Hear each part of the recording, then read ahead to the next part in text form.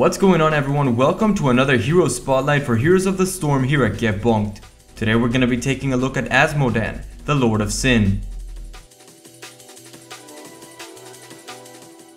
Azmodan is a tanky specialist hero that excels at pushing waves on a global scale. A Diablo themed hero that is able to spawn minions at any lane, clear waves from long range, and survive through a good amount of damage, Azmodan can easily leave a team defenseless if left uncontested. This pushing power comes at a price though, as he can sometimes feel quite underwhelming in teamfights.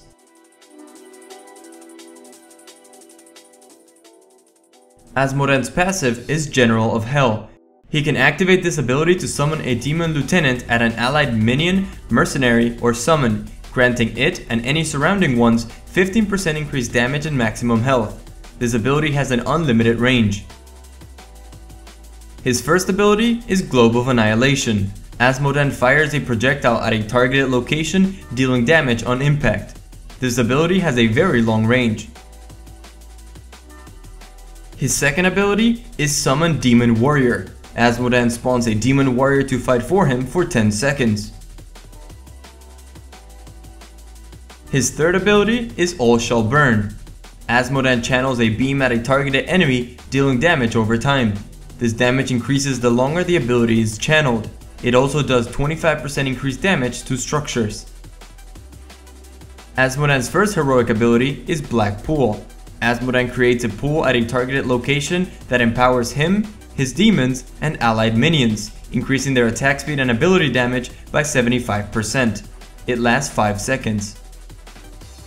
Finally, his second heroic ability is Demonic Invasion. Azmodan calls down an army of minions at a targeted location, dealing damage on impact. The minions will then also attack enemies or structures, dealing double damage to non-heroic targets.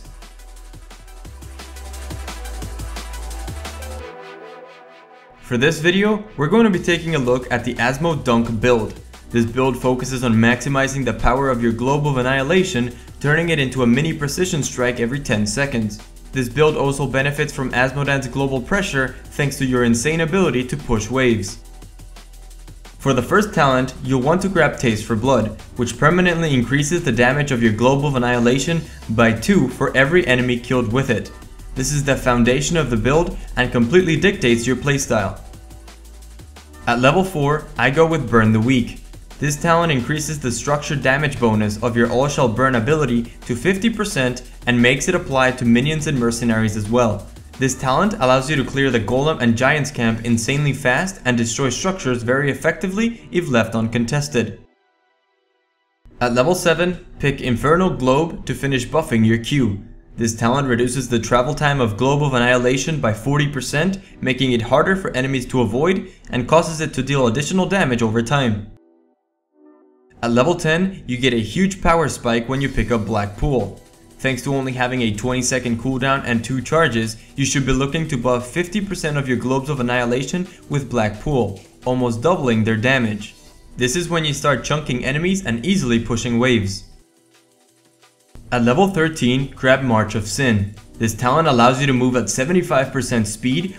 While this isn't your main source of damage, you will still find yourself casting it often in between casts of Globe of Annihilation. This talent allows you to not compromise your position and stay safe while channeling. At level 16, take Blood for Blood. This is an activational ability that steals 15% of your target's maximum health and slows their movement speed by 30%. Since you'll be sitting in the back during most fights, you'll often use this on tanks to burst them down or heal yourself back up. Finally, at level 20, go with Fifth Circle. This talent empowers your Black Pool, granting it an extra bonus. Your attacks and abilities will now also slow the attack and movement speed of enemies by 40%. This effect also applies to any empowered demons and minions. Taking Bolt of the Storm instead is also an option.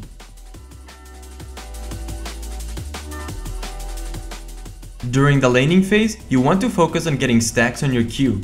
Since you have to get the last hit on minions for it to count, and the damage of the ability is so low early game, getting 1 or 2 minions per wave is perfectly fine. Once you reach level 10 though, this becomes a lot easier thanks to Black Pool. With the release of the Lost Vikings patch also came a quality of life change to Azmodan that helps this build out a lot. Instead of having to target where you want to place your black pool, you can simply hold down Alt and press R. This will cast the pool directly under Azmodan without having to move your camera or aim it.